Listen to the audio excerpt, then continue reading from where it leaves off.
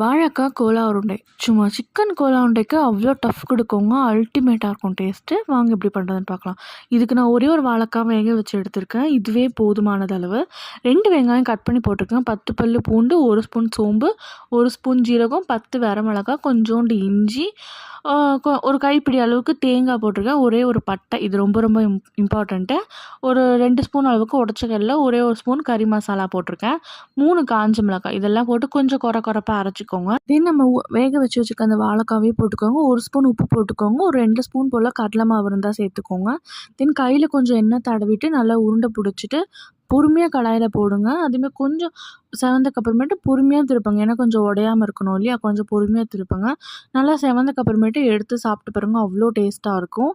இது வந்து குழந்தைங்களுக்கும் நீங்கள் லஞ்ச் பாக்ஸாகவும் பேக் பண்ணலாம். ஆர்எல்ஸ் நீங்கள் ஸ்நாக்ஸாகவும் தரலாம்.